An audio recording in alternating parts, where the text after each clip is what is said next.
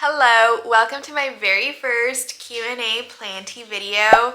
A couple of weeks ago, I put on a little question prompt over on the community tab. You asked a couple questions, and then there's some questions from some previous videos where the answer is a visual, so I'll be answering those in this video as well. And while we do so, we are going to tend to one of my quarantine rehab boxes. Actually, this is more of a quarantine box. So these were like new plants I got, and they were quarantining and rooting because either the root systems were way too small or maybe the plant just needed a little bit of rehab.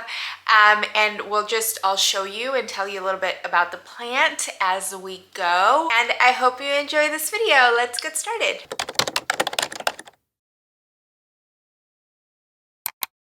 Fair warning, you might hear Hunter whining in the background quite a bit. My husband's in the backyard working on something. We can't let the dogs out because the gate's open, and Hunter just cannot stand not having like free range of any and anywhere. So yeah, he's pretty whiny, so I'm sorry about that. I hope it's not too distracting. So here we are. I'll open it up. Maybe you can get a closer look on the plants. And then I'm just gonna bring it down and then just pull one plant out at a time so that we can work on that. And I'll start answering your questions because now I'm realizing we're like, I don't know, several minutes in and I haven't answered any of them. So I did bring my phone and I added them over to my notes. I'll start with this one because it's just appropriate, I think. It says maybe a little bio about yourself personally, as much as you want to share. Also, will you have a video about your console setup under your window? I love it and would love to hear more about it. Congrats on 5K and thank you. Well, I did just post not very long ago, finally, the video of my console table. I'll touch on that briefly, that I waited so long to post that video because I was like waiting to finish it, and 3 months later it's still not finished, not how I envisioned it would look or I would like it to look.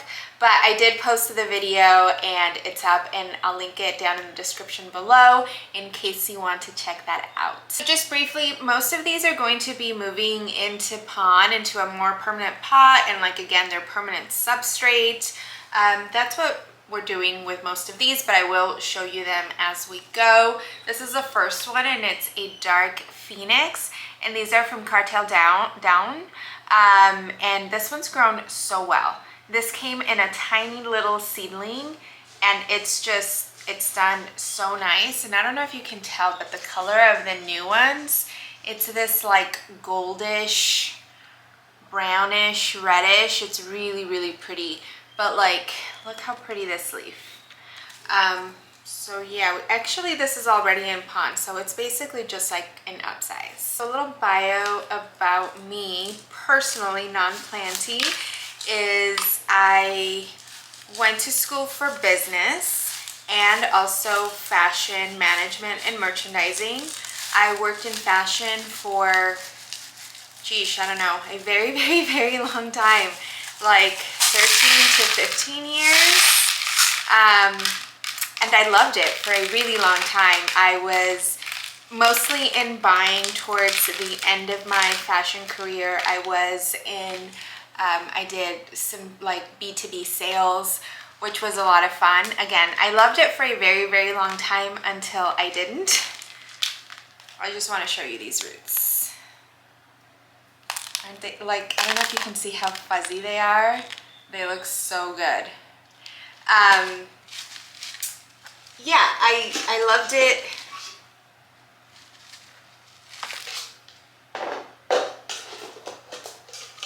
Wondering if I should do this one or this one. I think I'll do this one. Yeah, it was a lot of fun for a really long time, and then it was also just very stressful. I used to joke towards the end of my fashion career that it's like we were worked, or like the pressure on us was like we were saving lives, and it was like we're doing business to business sales of like this mass-produced clothes. Like there's such a epidemic with fast fashion. Like it really doesn't matter that much. But I honestly wouldn't have left if it was up to me. I was the director of women's sale for an international company. Again, it was a lot of fun, made some great friendships, but the office ended up closing, the US office. And so I was fortunate enough to be able to say and take a break. I didn't know what else I wanted to do after that. So I said I would take 6 months off and, you know, see what happened. Then start looking for my next career move. In that time, I had already started practicing aerial arts a lot. So in that time, I got certified as an aerial arts instructor. And then I started doing marketing services for the aerial studio that I would train at. And then COVID happened. And so then I didn't, like there was just no work to be had. Oh shoot. The aerial studio closed. But at that point, I just kind of knew I didn't want to go back to an office to a 9 to 5. So then I just started doing marketing and social media services, and that's when I started kind of doing social media for myself as well, because doing it for clients is great and all, but there's some restrictions, you know, depending on which client I'm working for. Certain music is off limits, certain styles are off limits, and doing it for myself really allowed that creative outlet. So that is work-wise or career-wise. I still do that today. I have a couple of clients that I do marketing and social media for. My page does not pay the bills whatsoever, but I do enjoy it, and that's why I do it. So yeah, this is what this guy looks like. A few other things. I am married. We have 3 pups, Hunter, Bear, and Blue. Other than plants, I love the outdoors in like a hiking and picnic and beach sort of way, not in like let's go camping. It's just not, I don't know. I feel like I need my skincare, I need a bathroom, I need a comfy bed to sleep in, a warm bed to sleep in. I really do love to travel. I don't get to do that nearly as much now with the change in career and in lifestyle. Just, again, yeah, it's just very different than it was before. Yeah, I think that's it. I'll read the next question before I grab the next plant, and it's, what's your favorite thing to do that's not planty? What did you want to do when you grew up? My favorite thing to do that is not planty is tough. Actually, I don't know. I really enjoy just like, you know, when I was like a lot younger, I would go out a lot and socialize, and I've really just been a hermit for a long time now and an introvert. I would choose like just a nice meal with a glass of wine, cuddling with my dogs. I really do enjoy that. But then other than that, I guess there's something about being outside, again, in a hiking, picnic, beach day sort of way that just really like fills my soul. So I think that that's what I would say. And what did I want to be when I grew up? Honestly, I wasn't that kid that like knew I want to be a teacher, I want to be this or that. I really had no idea what I wanted to do or be until high school. I think it was like either freshman or sophomore year. someone came to talk to us about, you know, FITM, which is the Fashion Institute that I ended up going to. I forgot, I need to keep adding these because I'll forget what they are if I don't. And that's when I knew, like, oh my gosh, yes, I want to be in fashion. I want to be a fashion buyer. But otherwise, yeah, I had no idea what I wanted to do or be. And then I also think that it was challenging for me when, like, the fashion, like, I really did well in my career in fashion, but when it was like, no, this isn't like fulfilling, it was tough to walk away from it too. By the way, this was the Dark Phoenix, and this is a King of Spades and Bossier we're gonna do next. Look at that pretty leaf also. So pretty. The texture on these is so cool. Okay, next question.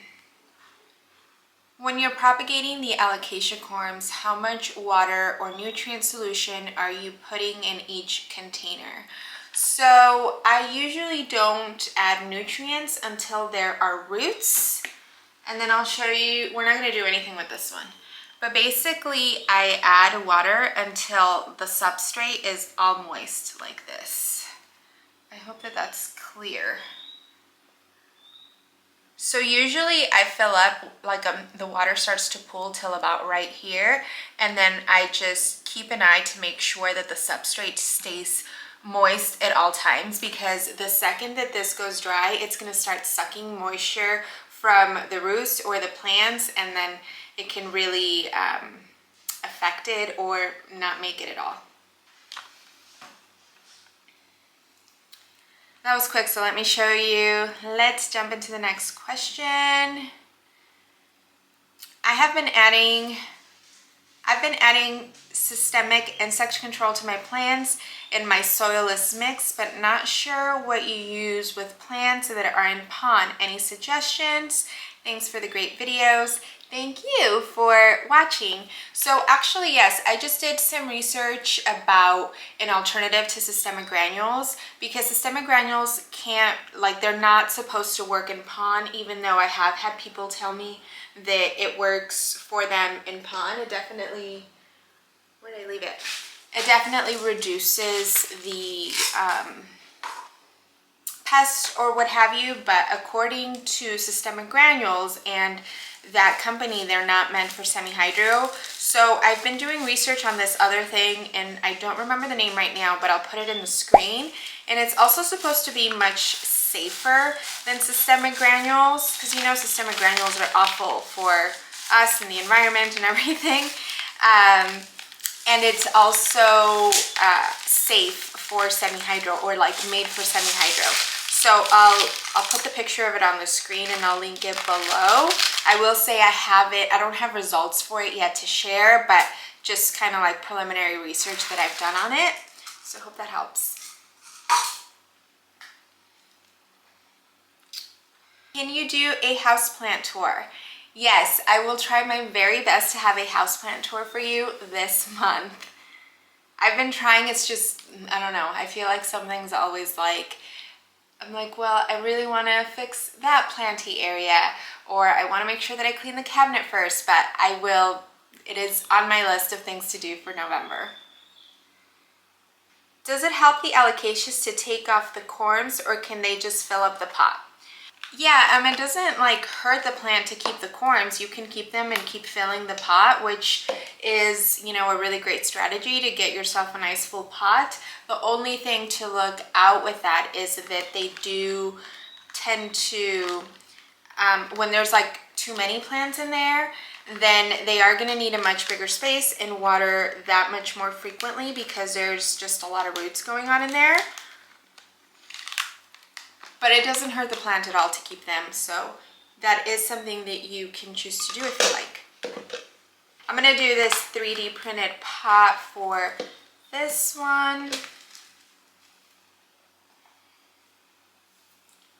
How do you feel about being a plant YouTuber? It seems that a lot of people are downsizing or getting rid of their collections due to non-interest or other financial obligations. Do you feel there is still a large planty group of people looking for plant content? That's a very good question.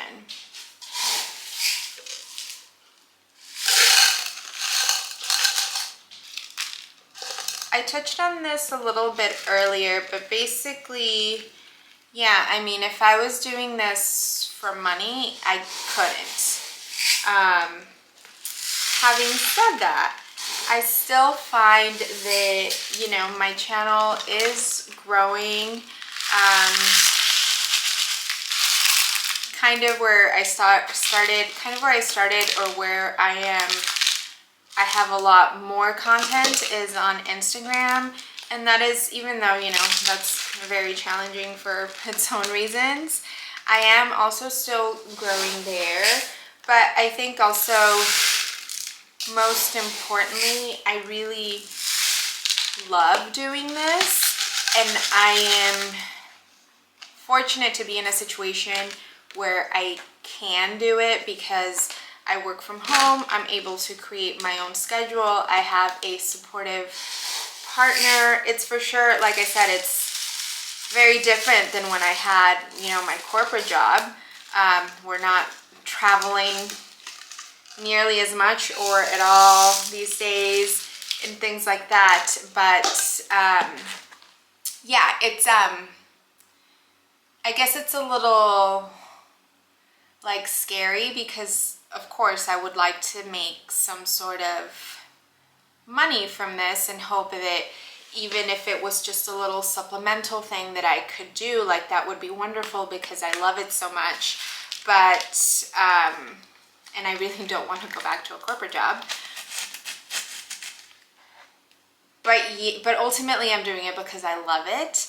And I guess if I really saw that no one was watching or being interested in my content, then I might stop. But I don't have to have, for now, I don't have to have like thousands of likes and comments and stuff. I enjoy, even if I get like 10 likes on a video, like that really fills me that I was able to hopefully bring something to some of you that you enjoyed, found helpful, entertaining, and yeah, I just love sharing planty things. So I don't know how good of an answer that was, and yes, it's definitely concerning in a way of like, oh my gosh, what else would I do if all of this went away? But first of all, I'm not really making any money from it, and second of all, I do think that my skills that I've developed in content creating and marketing and all of those things translate to other areas as well. So hopefully there will be something for me to do in that creative way. What was the farthest place that you've had imported plants from? I think Indonesia, for sure. I've had plants imported from Indonesia a few times now, and every experience has been a little different. Okay, this is my Warocqueanum and Silver Chrome. I actually can't, I mean, I can see like one root right there. I thought that I would see more, so I'm not even sure that this is worth disturbing, but I do think I'm gonna move it as is into one of my cabinets, again, just to free up that space. And then this one came at the same time with that one, and this is just Kriya's creation. She thinks it was a clarinervium and a crystallinum, or maybe a forgetii and a clarinervium. I don't know. We don't know what it is. I can see more roots on this one, but I'm wondering if I should transfer it or if I should leave it as is for now. I don't know. I think I might leave it as is. I unboxed this one with you. This was my surprise alocasia. This is the Yucatan Princess variegated, and I can see her roots, but Again, nothing significant, but I think she's ready to be moved into my Millsville wide cabinet. So she'll go in there.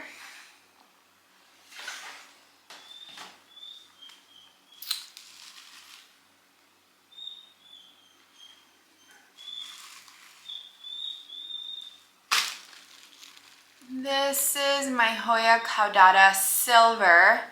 So she arrived in Pawn already, but I moved her to a larger container because she was getting a ton of roots just coming out of the top. But she's also ready to graduate from that box. So I'm going to move her just in the console behind me.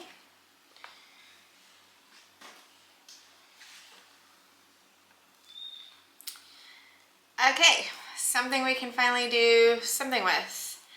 This is my philodendron Spiritu Scanty, I can never say it.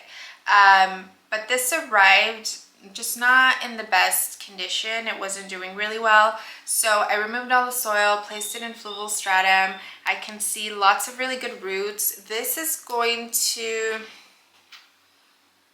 honestly, I thought that it would be going into soil, but I think I'm just gonna put it in pond and see how that goes. Yeah.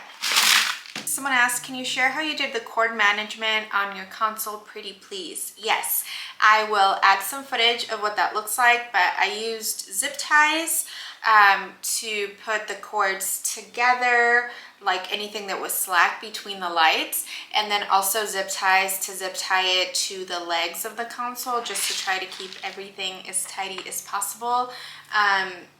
Yeah, I feel like cord management brings me so much joy these days. It's pretty, I don't know, it's funny, I guess.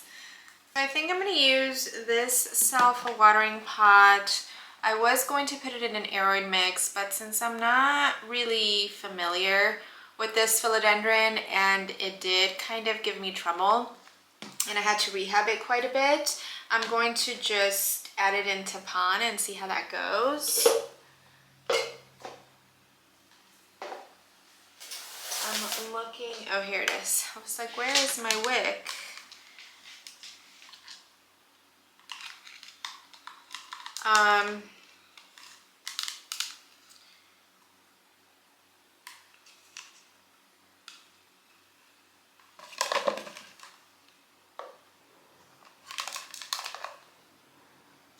That was all your questions, by the way, that were submitted. So we'll just finish this one up and we'll actually be all done. I would love to know if you have one of these Spiritu Santi and how it's going for you. Mine just, it completely shocked and did not do well. I feel like I had to start completely over, but there's 2 plants in here. Look at all these roots. I'm just going to dip it in here to get rid of all of the fluvial stratum. I've said this before, but fluvial stratum just decomposes or like disintegrates pretty, like relatively quickly, and I don't like to keep it on the roots if I can help it.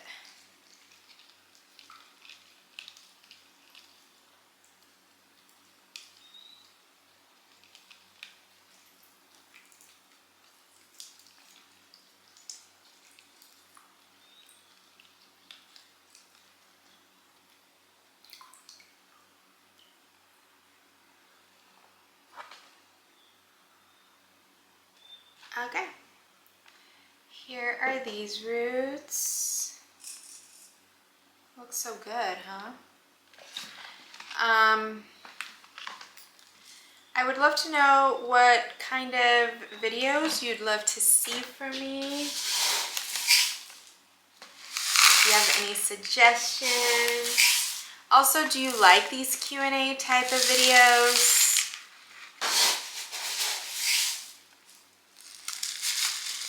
I really love hearing from you and your feedback.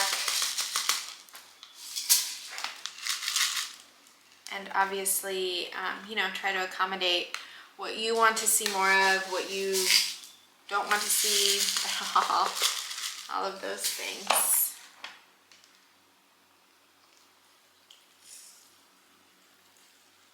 I don't know where this guy's gonna go. Actually, good question. I hadn't thought about it. Maybe this will go in my Millsbow tall. I do need a period to kind of acclimate them out of that super high humidity. I'm not worried about the ones that are going in my Millsbow wide because that holds really high humidity, like 85 or 90, even 95. But my Millsbow tall, since it's up against the glass door, the humidity does fluctuate more. So yeah, maybe I'll put it in there for now. What do you think? Also, if you have this plant, I'd love your pointers because it did not like me at first. She's cute. Thank you so much for watching, for submitting your questions. I'd love to hear more from you. I hope we will chat down in the comments below, and I'll see you very soon. Bye.